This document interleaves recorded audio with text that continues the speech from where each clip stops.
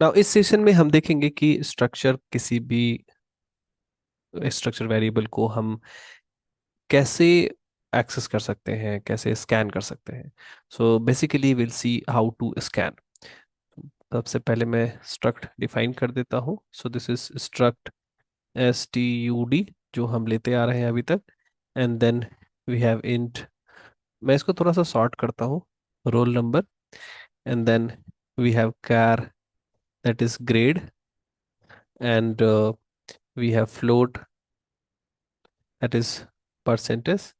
So three values we have, or also we can take one marks, one total marks, right? So ये हमारा structure variable है। अभी structure, sorry, ये this is structure definition. अभी मैं इसका एक वेरिएबल डिक्लेयर करता हूँ। सो स्ट्रक्ट स्टूड, ये तो हमारा डेटा टाइप हो गया। इस डेटा टाइप का एक वेरिएबल मैं डिक्लेयर करता हूँ ए, एक डिक्लेयर करता हूँ बी। दो वेरिएबल मैं डिक्लेयर कर सकता हूँ। और अगर हम देखें कि ए कैसा होगा, so A could be look like this, और B will be this. So A में हमारा पहला roll number, and then we can keep the grade, and then we can keep percentage, and fourth one is total marks. So size इसका 4 byte है, ये 1 byte है, and then this is again 4 byte, and this is 4 byte. Similar reasoning will be carried out for B also. This is the roll number, this is grade, this is percentage, this is total marks. और अगर मैं इसके memory management की बात करूं, और तो suppose इसका address could be 1010, this is 1014। मैं इसको ग्रेटर डिटेल में और भी डिस्कस करूंगा यहाँ। पर पर्पस थोड़ा सा डिफरेंट है, बट मैं जस्ट ये बताने के लिए कि अ, इन सब के मेमोरी एड्रेस अलग है, और बी का जो आर रोल नंबर होगा उसका address could be different, right? So this is 14, this is 15, this is 2015, this is 1015, क्योंकि 10 से स्टार्ट किया मैंने तो जंप ऐसा जा रहा है इसका। स्कैन करने के लिए हमें सबसे पहले इस वेरिएबल का इस्तेमाल करना होगा। ए में मैं डेटा फिल करना चाहता हूँ। तो आप अगर ध्यान से देखो तो ए को अगर मैं एक्सट्रैक्ट करूं, तो ए का एक रोल नंबर है अपने पास, राइट? सो ये जो रोल नंबर है वो ए के पास भी है, और ए के पास अपना ग्रेड है, राइट? ए का भी अपना परसेंटेज है, ए का अपना टोटल मार्क्स है। इसी तरह बी का भी अपना रोल नंबर है, एंड बी का भी ग्रेड वेरिएबल है। बी के पास भी परसेंटेज है, और बी के पास भी टोटल मार्क्स है। तो ये जो भी वेरिएबल हमने यहाँ डिक्लेयर किया ना, इनकी कॉपीज ए भी रख रहा है और इनकी कॉपीज बी भी रख रहा है। कॉपीज की मैं बात बोल रहा हूँ। तो ये ए के लिए रोल नंबर, ग्रेड, परसेंटेज और total marks will be different memory areas, है ना? क्योंकि ये जिस मेमोरी लोकेशन से स्टार्ट हो रहा है और ये जिस मेमोरी लोकेशन से स्टार्ट हो रहा है, दोनों ही अलग है। तो ये अलग अलग कॉपीज है, तो इनको आइडेंटिफाई करने के लिए जनरली डॉट ऑपरेटर का यूज होता है, राइट? सो ए वाला roll number will be A dot roll number, B वाला roll number is B dot roll number. So ये वाला जो रोल नंबर बॉक्स है ना, और ये दोनों दो तरह से आइडेंटिफाई होते हैं। तो इसका जो नाम होगा इस वेरिएबल का, अब मैं थोड़ा सा एक्सपैंड करके इसे लिखता हूँ so that it would be easier for you to understand this concept, क्योंकि ये इंपॉर्टेंट है समझना।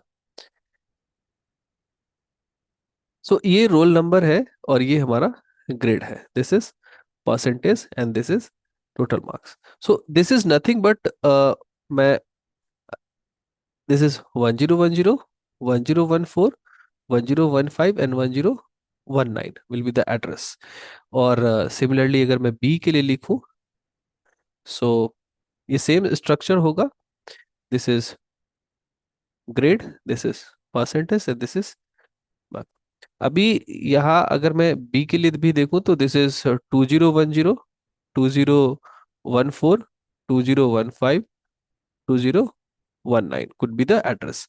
अभी ये जो रोल नंबर है ना, ये वाला, ये this is nothing but a dot roll number and this is B dot roll number.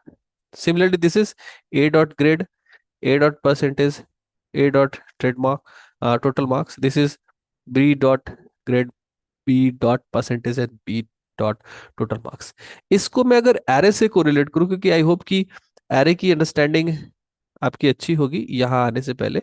सो अगर ए नाम का अपने पास कोई एरे था और उसका साइज 4 था, तो दिस इज सबस्क्रिप्टिंग 0 1 2 3, इस एरे के इंडिविजुअल एलिमेंट्स के नाम थे. और बाय मींस ऑफ ए अगर मैं इसको एक्सेस करना चाहता हूं, तो we were writing a of 0, a of 1.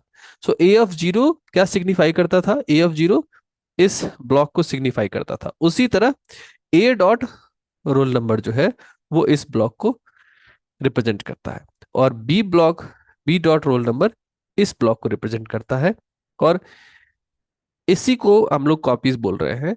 और अब ये जो वेरिएबल है ये इंटीजर टाइप का है, since role number is of integer type. तो ए का जो रोल नंबर है, अगर role number is integer type का है, तो ए का रोल नंबर भी किस टाइप का होगा? ये भी इंटीजर टाइप का ही है ऑब्वियसली, इसकी कॉपीज है. सो इसको एक्सेस कैसे करेंगे? वैसे ही जैसे नॉर्मल इंटीजर को हम लोग एक्सेस करते आए हैं, राइट.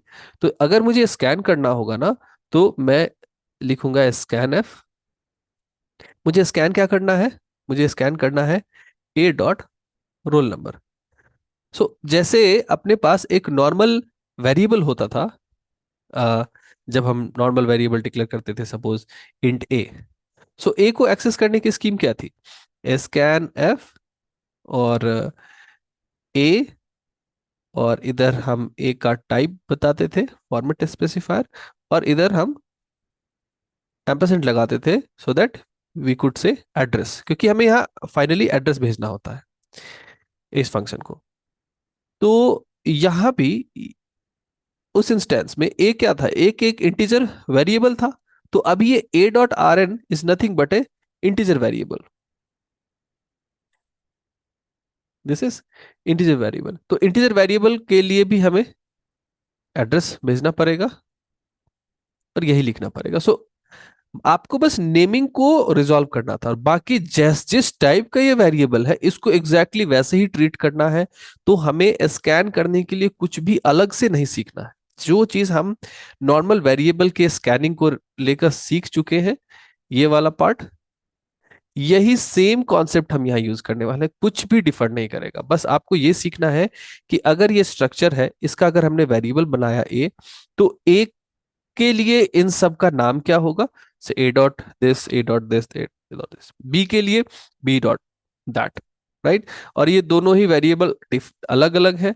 अभी अगर मुझे बी को स्कैन करना होगा, सपोज बी का मुझे ग्रेड स्कैन करना है, सो मैं लिखूंगा स्कैन एफ, और ग्रेड कैसा है? B dot grade. अभी इसको एम्परसेंड लिखना पड़ेगा. Grade is of type character, character type का है, तो इस तरफ हमें परसेंटेज सी लिखना पड़ेगा. That is what.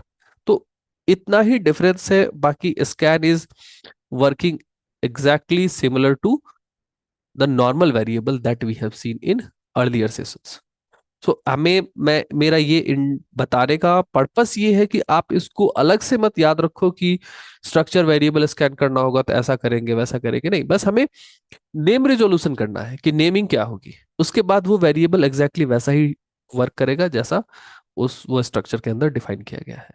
और उस इंटीजर डिफाइन है तो वो इंटीजर, जैसे नॉर्मल इंटीजर वेरिएबल को यूज करते आ रहे थे, और कैरेक्टर डिफाइन किया गया है तो नॉर्मल कैरेक्टर वेरिएबल की तरह हम इसका इस्तेमाल करेंगे. So we'll see some program on this also. But I think by this we are clear with how we can scan the elements of a structure variable at runtime and by taking input from user. So I think this is done. If you have any sort of doubt, you can comment. We'll try to respond with a clarification video. Thank you.